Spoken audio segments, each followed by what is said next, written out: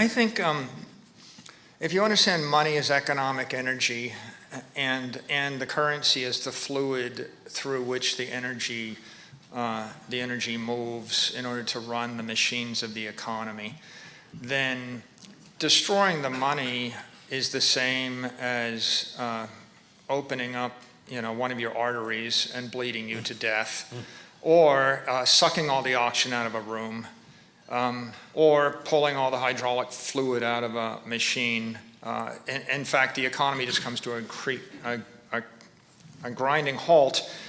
And the subtle thing, of course, is that if you keep sucking 7% of the value or 10% of the value out of the currency every year, the half-life of the money becomes 7 or 10 years. And if the half-life of the money becomes 10 years, you cut it in half 10 times in a century. If you don't suck the energy out of the currency, the half-life of the money is forever. And so what we think of as death or a natural life cycle, like it's natural for things to die, it really isn't. You could live forever. Your economic entities could live forever if there wasn't a parasite that's actually sucking the energy out of them, killing them.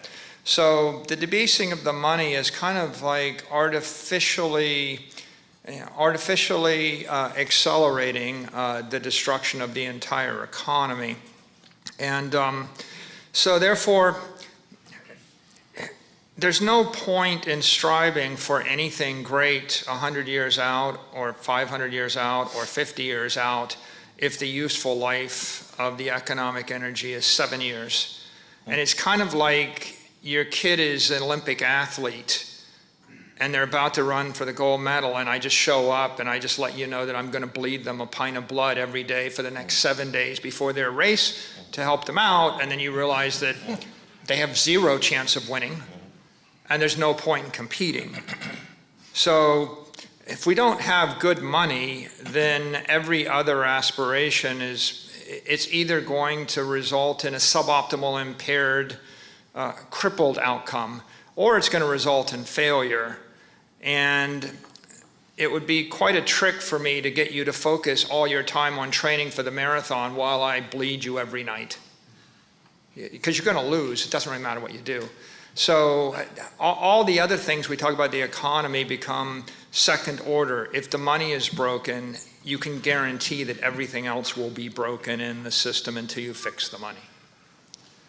This line about destroyers among men start with destroying money. They might also start with destroying education, the propaganda that we see today. But the money aspect is interesting because historically, even when we were on metallic monies, tyrants would clip the coins. They would dilute the metal content. It was theft. It was counterfeiting. We have that today, but it can be done even on a metallic standard. And often they did it during war. So I mean, talk about destroyers. They'd go to war, and they would inflate for war. That still happens. But I would put it in these terms also to make it understandable in today's terms. When government is out of control, when government is spending crazily beyond limit, and of course getting elected doing so, right? Here's another program, vote for me. Think of the three ways government finances itself: taxes, borrowing, printing money. If they taxed you for the full amount, there'd be riots in the streets. There'd be tax revolts. We had them in the late 70s. Now they can borrow, and that takes the pressure off, right? Because you don't feel the pinch if you're not paying the taxes. Or if they have such a graduated income tax schedule that only a small fraction of people are actually paying the taxes. It's a way to get out, it's a way to get away with a gargantuan welfare state without getting thrown out of office. Now, the net result of this is if they start borrowing too much and no one wants to buy the bonds anymore, they turn to the central bank and they say, you buy the bonds and you print the money. So this is this is destruction to the max, but that's the kind of sequencing that goes, that's how it happens, and both sides might contribute to this. The side that says spend more and the other side that says tax less. See, they'll both get into office.